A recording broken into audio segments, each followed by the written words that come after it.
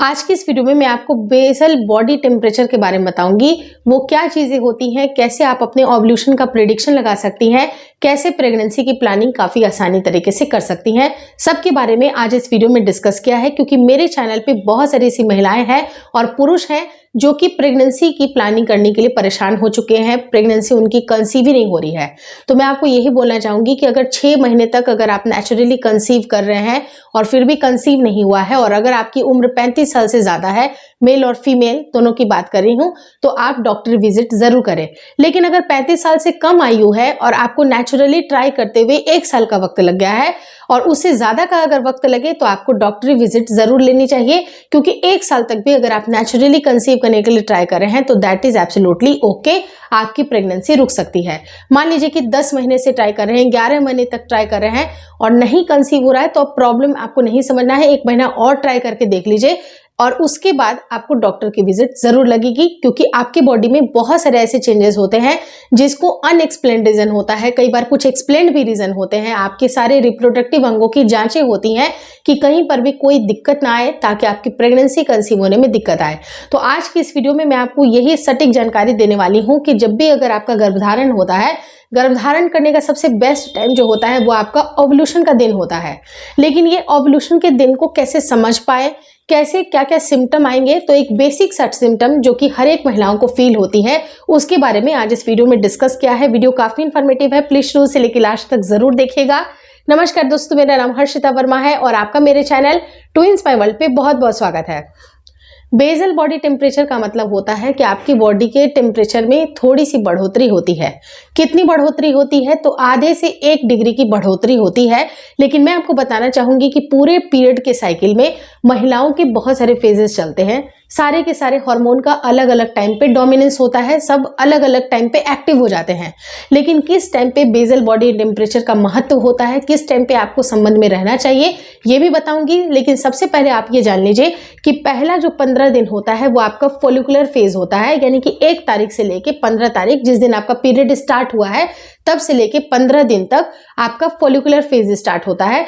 और उसके बाद आपका ल्यूटियल फेज स्टार्ट होता है। यानी कि 16 दिन से लेके 30वें तारीख तक आपका ल्यूटियल फेज स्टार्ट होता है। तो ये इस टाइम को इसलिए बांटा जाता है क्योंकि इस टाइम पे एस्ट्रोजन की मात्रा काफी हाई होती है और LH और FSH नामक जो हार्मोन होता है वो आपकी ओवरीज को सिग्नल देता है, आपके ब्रेन को सिग्नल पहुंचती है कि अब अंडा रिलीज करने का समय आ चुका है। और उसी टाइम को अगर आपने ट्रैक किया और सही टाइम पे संबंध भी रखा तो आपके प्रेग्नेंट होने के चांसेस बनते हैं। लेकिन आखिरी के जो 15 दिन होते हैं उसमें आपका जो फर्टिलाइज्ड एग है वो आपके गर्भ में चिपकता है, जिसे हम लोग इम्प्लांटेशन का टाइम बोलते हैं, जो कि फर्टिलाइजेशन और इम्प्लांटेशन एक साथ होता है, बाद में होता है, जो लास्ट के 15 दिन होते हैं उनमें होता है। और उस टाइम पे आपके प्रोजेस्टेरोन की मात्रा काफी ज्यादा हाई होती है। तो आपको ये समझने के लिए बहुत ज्यादा जरूरी है कि आपका जो ये 15 दिन है, उस 15 दिनों में आप क्या क्या चीजें करेंगे, क्या क्या चीजें नोटिस करेंगे, ताकि ये ओव्यूलेशन का दिन आपको पकड़ में आ जाए और उसी टाइम पे आपको रिलेशनशिप भी रखना है। बेसल बॉडी टेम्परेचर के साथ एक चीज ये भी होती है कि ये आपका पर्टिकुलर किसी टाइम पे ये पीक में होता है, ये टेम्परेचर का राइज होना। और ये राइज जब होती है उसी टाइम पे ये समझ जाना चाहिए कि ओवरीज अपने अंडे को, यानी कि जो अंडा है उसको रिलीज कर रहा है और उसी टाइम पे आपको संपर्क में रहना है। आपको ये बात पता होगी कि जो अंडा होता है वो 1 दिन यानी कि 24 घंटे तक वो जीवित रहती है और जो मेल के सेल होते हैं वो 3 से 4 दिन तक जीवित रहते हैं। उस ड्यूरेशन में अगर दोनों का फर्टिलाइजेशन होता है तो गर्भ रुकने के चांसेस काफी ज्यादा हाई होते हैं। तो ऐसे केस में आपको समझने की बहुत ज्यादा जरूरत है कि आप पहले दिन से अपने बॉडी को नोटिस करना स्टार्ट कर दें।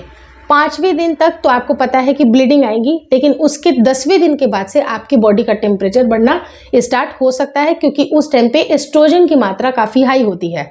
एस्ट्रोजन जैसे जैसे बढ़ना स्टार्ट होता है और करीब 14वें दिन 15वें दिन, जिस दिन अंडा रिलीज होने का टाइम आता है, उस दिन आपकी बॉडी का टेम्परेचर 1 डिग्री तक बढ़ा हुआ रहेगा। और ये क्लियर कट इंडिकेशन है कि इसी टाइम पे संबंध बनाना चाहिए। अब जैसे कि ये टेम्परेचर हर एक डे में, मतलब पूरे दिन भर में ऐसा नहीं होता है कि दिन भर आपको बुखार जैसा फील होगा, ऐसा नहीं होता है। पर्टिकुलर टाइम पे ये बॉडी का टेम्परेचर आप नोट कर पाइएगा। तो उसका सबसे परफेक्ट टाइम होता है कि अर्ली मॉर्निंग में आपकी बॉडी का टेम्परेचर क्या होगा। अब जैसे कि 10वां दिन आपके पीरियड के 10वें दिन के बाद से आपको ये ध्यान में रखना है। एक डायरी ले लीजिए, पेन ले लीजिए और साथ में डिजिटल थर्मोमीटर आपको लेना है। डिजिटल मैं इसलिए बोल रही हूँ क्योंकि बहुत ही माइल्ड सा चेंजेस आता है आपकी बॉडी में, और ये जब अगर आप अपने बॉडी को नोटिस करते हैं, थर्मोमीटर का यूज करते हैं, तब पता चलता है कि मे बी आधे डिग्री या 1 डिग्री की बढ़ोतरी हुई है, और वही वो खास दिन होता है। तो 10वें दिन से आप इसको चेक करिएगा। तो 10वें दिन पे आपको नॉर्मल आएगा टेम्परेचर, 11वें दिन भी नॉर्मल आएगा, 13वें दिन भी नॉर्मल आएगा, लेकिन 14वें दिन जिस टाइम पे ओव्यूलेशन होने वाला है उस टाइम पे आप देखिएगा कि आधे डिग्री या 1 डिग्री की बढ़ोतरी होती ही होती है उसी दिन अगर आप संपर्क में रहती हैं। लेकिन मैं आपको यही बोलना चाहूंगी कि आपके जैसे ही आपका 10वां दिन होता है, 11वां दिन होता है, आप उसी टाइम से रिलेशनशिप मेंटेन करना शुरू कर दें। वो इस वजह से करें क्योंकि जो आपके जो मेल के सेल होते हैं वो 3 दिन तक जीवित रहते हैं। तो अगर वो पहले से प्रेजेंट होंगे और अंडा अगर प्रेजेंट आ जाता है, मतलब वो पहले से अगर मौजूद हो जाता है, तो दोनों का फर्टिलाइजेशन हो जाएगा। तो आपको बस ये समझने की आवश्यकता है कि आप अपने बॉडी के टेम्परेचर को नोटिस करें, और बॉडी का जब टेम्परेचर बढ़ेगा उस टाइम पे आपको कंफर्म है कि आप उस दिन संपर्क में जरूर रहें। उसके 1 दिन के बाद तक भी रह सकती हैं, क्योंकि 24 घंटे का टाइम होता है जब जो अंडा होता है वो वहां पर प्रेजेंट होता है, वो डाइड आउट नहीं होता है। तो ये चीजें आप बिल्कुल समझ पाइएगा, तो आप अपने फर्टिलाइजेशन को थोड़ा सा सुनिश्चित कर पाइएगा। और फर्टिलाइजेशन अगर आपका अच्छी तरह से हो गया तो अब बारी आती है आपकी इम्प्लांटेशन की, और इम्प्लांटेशन के दौरान आपको प्रोजेस्टेरोन की मात्रा को नेचुरली बढ़ाने की आवश्यकता होती है। प्रोजेस्टेरोन के लिए क्या क्या इस्तेमाल करेंगे वो आपको नेक्स्ट वीडियो में बताऊंगी कि कैसे आप अपने गर्भ को बिल्कुल होल्ड कर पाइएगा, सुरक्षित रह पाइएगा, और कुछ कुछ मिस्टेक्स भी आपको नहीं करनी है जो कि इम्प्लांटेशन के दौरान होती है। तो ये सारी चीजों को बिल्कुल नोट करें, और इस बात पे ये भी गौर करें कि जिस टाइम पे आपका ओव्यूलेशन हो रहा होता है उस टाइम पे आपका जो सर्विक्स होता है वो सर्विक्स भी आपका धीरे से खुलना स्टार्ट होता है, मतलब हल्की सी उसके अंदर आपको गैप दिखाई देती है। और अगर आपको जिस दिन लगे कि आपके बॉडी का टेम्परेचर आधे से 1 डिग्री बढ़ा हुआ है उसी दिन आपको संपर्क में जरूर रहना चाहिए। लेकिन एक बात का खासा ख्याल आप जरूर रखें कि इस ड्यूरेशन में बच्चेदानी का मुंह भी खुला हुआ होता है। बच्चेदानी का मुंह पूरी तरह से सिर्फ और सिर्फ 14वें या 15वें दिन पे खुलता है, जिस टाइम पे आपके शरीर से अंडा रिलीज होता है। लेकिन मैं आपको बताना चाहूंगी कि जैसे ही धीरे धीरे करके आपके एस्ट्रोजन की मात्रा बढ़ती है, अंडा निकलने का समय नजदीक आने लगता है, उसके 2 से 3 दिन पहले भी बच्चेदानी का मुंह खुलना शुरू हो जाता है। और बच्चेदानी का जब मुंह खुलता है उसी टाइम पे अगर आप मेल के साथ संपर्क में रहती हैं तो उनके सेल्स को अंदरूनी अंगों में पहुंचने के लिए काफी ज्यादा मदद मिलती है, क्योंकि हल्की मात्रा में, थोड़ी मात्रा में उनके जो ओपनिंग होती है वो स्टार्ट हो जाती है, और उसके ड्यूरेशन में आपके जो मेल के सेल होते हैं अंदरूनी अंगों में पहुंच जाते हैं, तब जाके आपके फर्टिलाइजेशन का भी काम शुरू होता है, क्योंकि वो फैल्लोपियन ट्यूब में वहां तक पहुंच जाते हैं। और जैसे ही अंडा रिलीज होगा फर्टिलाइजेशन का काम स्टार्ट हो जाएगा।